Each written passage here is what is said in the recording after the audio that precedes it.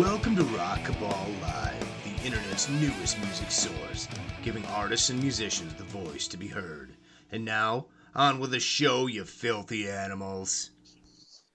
This is Mike Edgley with Rock Cabal, and I'm here with Mick Bryan from Four Skulls. How's it going, man? I'm doing good. How are you doing? Very, very good. Okay, so we'll get right into this whole thing, man. So in your band, Four Skulls, which you are based out of where exactly? We're in Catlettsburg, Kentucky. We call it the tri-state area. We are on the border of Kentucky, Ohio, and West Virginia. Okay. So I'm right by the river. Nice. Okay. I've been to Oak Grove, Kentucky, if you know where that is. Nope, don't know where that is. That's where it's like Fort. Yeah, it's like Fort Campbell area. Okay, I'm close to Huntington, West Virginia. Oh, nice. Okay, yeah. Yeah. And listening to your music, I immediately saw the similarities instantaneously. The whole Alice in Chains thing, right? Yeah, you're not the first person that said that. Yeah, I read that, and I was like, okay, well, that's a big thing to fill, man, because I'm a big Alice in Chains guy, and I hear that a lot with bands, and they don't quite really make up to it. But I'll tell you what, my favorite song off the album, and we'll get into the album in a second, is Living for Hope. Man, the harmonies on that are insane. Super well done, dude. It sounds great. Awesome. Thank you. The guitar work is also really, really solid. I appreciate it. That was a Martin D18 straight into the board. No effects, no nothing. Yeah, I would have never known that. Now, the album World of Hurt, okay, concept album. This is your first album, correct? Correct. As I read it, it was a man going through the hell of warfare. Can you explain to me where the concept came from, why you guys chose that concept, why this was your first, as a debut album, why you decided to go with this as the theme? Well, let's see. Trying to think. Let's see how it began. I'm a World War II buff. I love World War II movies and documentaries and whatnot on World War II. We wrote one song. I had just got through watching the Band of Brothers miniseries for like the 10th time. Okay. I just love that miniseries. And we had a riff for Not Dead Yet, the fourth song, and I just got to thinking about what I just watched, and I was like, I could make this around. There's a part on there called Bastogne, the Battle of the Bulge, when the guys were all sitting in their foxholes and whatnot, and that's kind of what we wrote the first song around, was that. And then Rush's Clockwork Angels had not been out for all that long. And, of course, that was a complete concept album, from front to back. And my former drummer and I were sitting there, and I said, let's just make a concept album. And, he's like, well, you're crazy. We never even wrote an album before. I was like, well, hell, why not? Right. So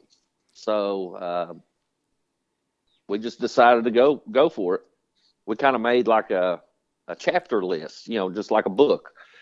And that song wound up being song number 4 or chapter 4. So once we had like an outline of, like our chapters, I'm not going to say that the album wrote itself, but it helped write itself, because we told we made little notes for each chapter what we wanted this part to be about.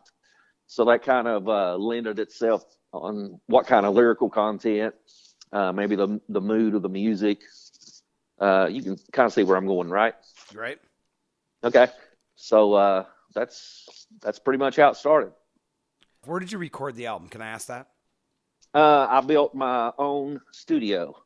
Likewise. Yeah. Yeah, man. That's the way to go. I mean, I'm in my studio right now talking to you. That's where I'm at. I finally got permission from the higher power of the house to build a studio. And I partitioned off part of the basement, and I really didn't spare any expense. She has no idea how much I spent. I'm not going to say, but she won't listen to this anyway. But yeah, I spent a lot of money and built me a pretty nice studio, and that was the first album that came out of there. I'll tell you what, man, that is a really tight sounding recording too. Very well done. Well, we did. Thank you. We took our time. It probably took us a year to record, and release that album. the lineup in Four Skulls, Aaron Miller, vocals. Then, of course, there's you on guitars and background vocals. Dwayne Crisp on bass and Ryan Morrison on percussions, correct? That's correct. Okay, now you said former drummer. So is this the, how many lineups in is this? Just a couple, the bass player and the drummer. The bass player, even when we recorded the album, he was living in Baton Rouge at the time, so he could only record when he came in. So our original bass player, he only played on maybe 4 or 5 songs. And I had, of course, Dwayne, our current bass player, he played on one of the songs. And another buddy of mine did a couple, and I did one myself. Nice. So it was like bass by committee. Okay, yeah. All right. Now, as far as touring, where have you guys been? Yeah, well, touring, we kind of regional tour. If it's within 4 hours from home base here, we'll go play, set up shows and go play. We actually did a couple years. We went to Maine and played a festival up in Maine. Okay, now where was that in Maine, if you don't mind me asking? I play Maine a lot. The first night was in Portland.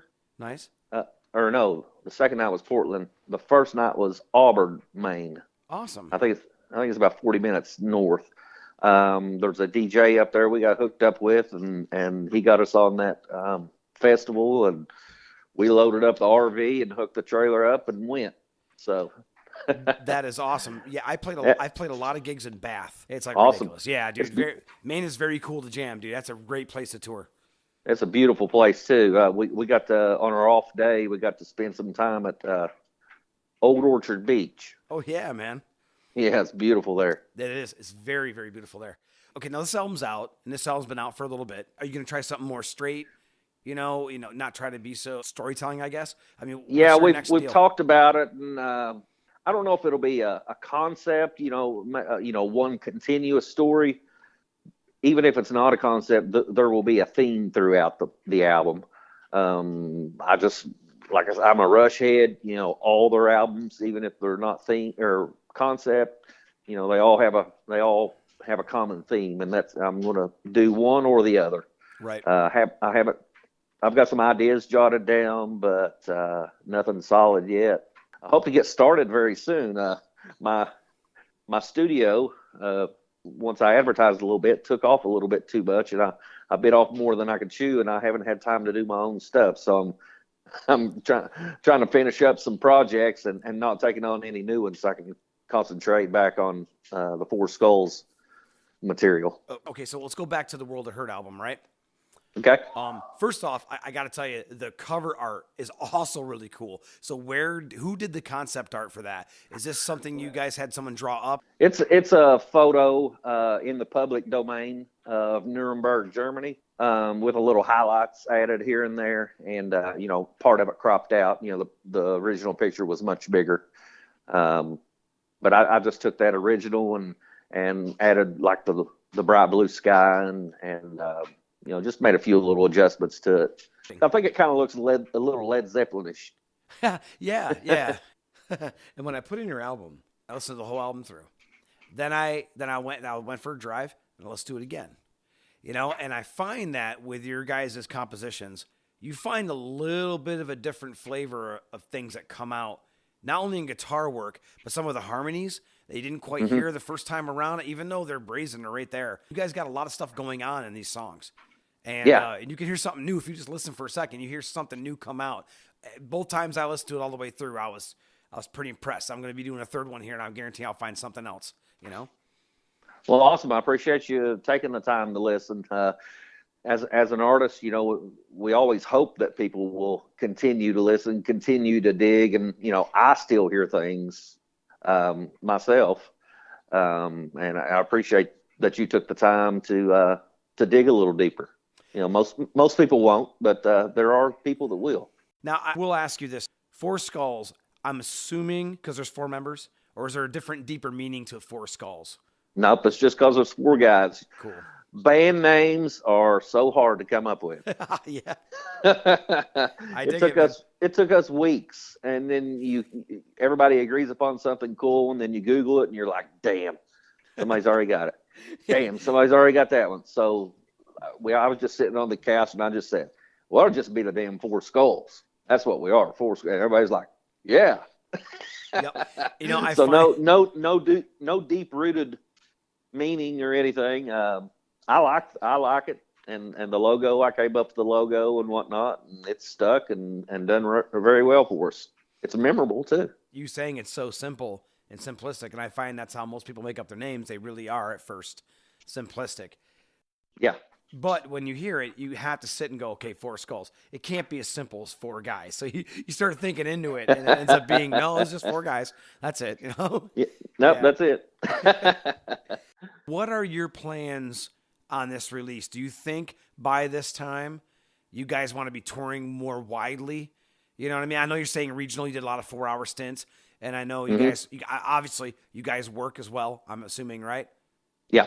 Is this something you want to do? You want to reach out more, you think? You think you guys are trying to make plans to maybe go on like a mini tour or something? Or is it going to be your thing? We've talked about mini tours.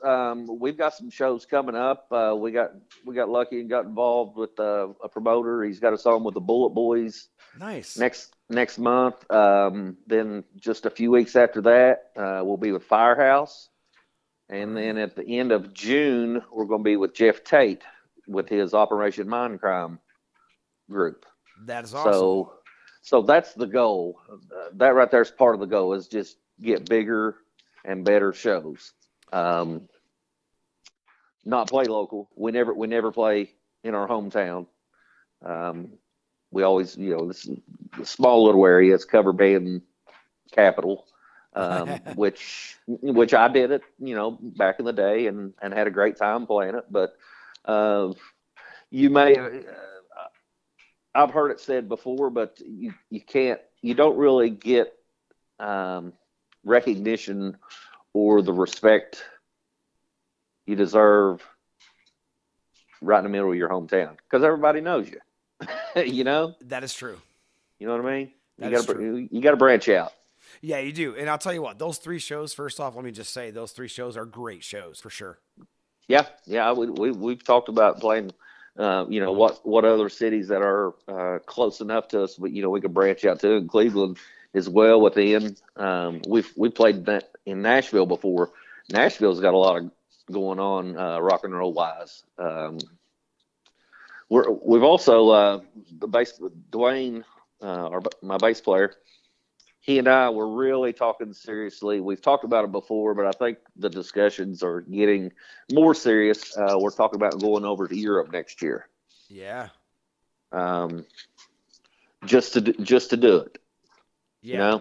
That would be a smart move. They have a fire and a fever for hard rock and roll over there, and they're. I'd just like to see it really and play. I'd like to say, hey. I toured Europe. Just to go and do it. It's not about the money at that point. It's not about anything. It's about the gigs, the experience, the seeing everything, and then maybe the next time around you make money. Right. But you can definitely make a lot of money over there. Trust me on that. You guys have a great sound, and that stuff would fly well over there.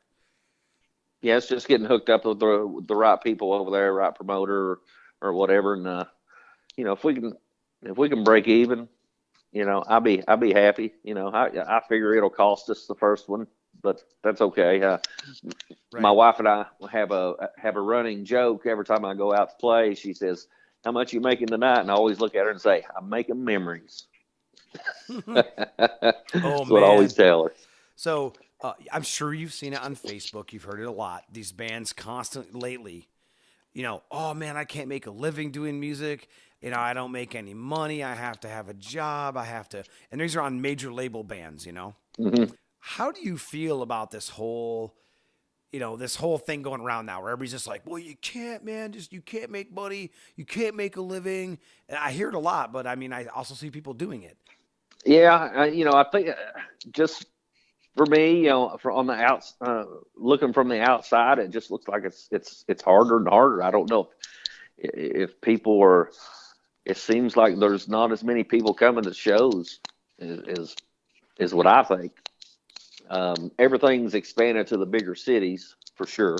Mm-hmm. There used to be, smaller like I used to be able to go to Huntington, West Virginia here and see the biggest bands that were touring, and then 15, 20 years ago, I had to start going to Columbus because nobody came there anymore.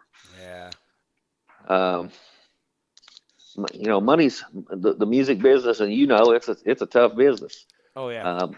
It's tough. Of course, the streaming and the downloading and stuff has really hurt the industry. As far as labels are not investing money like they used to. A label would give a band 3 albums to grow and see how they do. Now, if you don't hit something with one song, you're gone. Yeah. And that's bigger labels. That's just how things are nowadays. So it's tougher.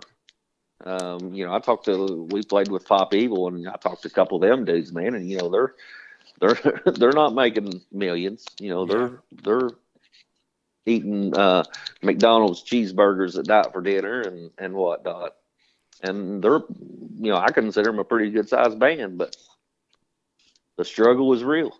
Again, I think I got lucky because I've always been on an independent label, Mm-hmm. so therefore I can kind of pick and choose my deal. And I got my feet in other things. It's not straight music that I'm making money at. I got my feet in production and writing scripts for independent movie films and movie companies, I should say. Yeah. So yeah, I'm doing independent film and all kinds of stuff. So soundtrack work, and so yeah, I totally understand that. Yeah, you don't have all your eggs in one basket. Oh yeah, you can't do it anymore, man. No, I totally get that. So I'm looking at the album comes out. I have not seen any major video stuff, right? So what are you guys doing for video? I haven't. Do you guys have a video for any of these songs? That's like yeah, we got one video for Not Dead Yet. It's on new YouTube. Okay. It was self-produced. I edited the video. I actually got tired of editing and quit. Okay. So the video was decent. I could have made it better, but video was not fun. Editing for me. I love editing audio, but video was not fun. I didn't like it at all. But the next album, we will get a little more serious with videos. Try and have at least 3 or 4 videos for the next album. But we only done the one because it was so time consuming. Oh yeah. It wasn't the filming. That was easy. It's the editing for sure. I'm probably just pay someone else to do it. Oh, phew. I downloaded. I used Blender, the freeware. Mm-hmm. Exactly. And I sat in my easy chair, and I swear I think it was 30 hours I had in that video. That is crazy. Yeah. It's a lot of hours, man. Okay, so now where can fans find you guys? Go ahead and give me all your links and everywhere anybody can find you at. We're all over the interwebs. But the main site is www.fourskulls.net. Fourskulls.net. That way, if they hear that, maybe they'll remember. But from there, you can get us everywhere. We're on Facebook, we're on Instagram, we're on YouTube, Google Plus, Twitter, everything you can think of. We're on iTunes, we're on Amazon Music, we're on Spotify, Bandcamp, everywhere. You type in Four Skulls in any platform, you're going to find us. Mick, man, it was great talking to you. Thanks for sharing all your stuff with me, man. Mike. Yeah, and I'll tell you what, man, I'll be looking out for some new stuff, and I'll be listening to that album for probably 3, 5, 6, 7, 10. I don't even know how many more times, man. Yeah, awesome. Yeah. Shoot me a message and give me some of your stuff. What you got going on? Absolutely will. I'll check it out and spread the word. Yeah, man, absolutely will. Hey, thanks a lot, man, and I'll talk to you very soon. All right, thanks, Mike. All right, take care. Bye. Thanks for listening to Rock Cabal Live. Don't forget to follow us on Facebook, Instagram, Twitter, and Spotify. Like our page for giveaways and more.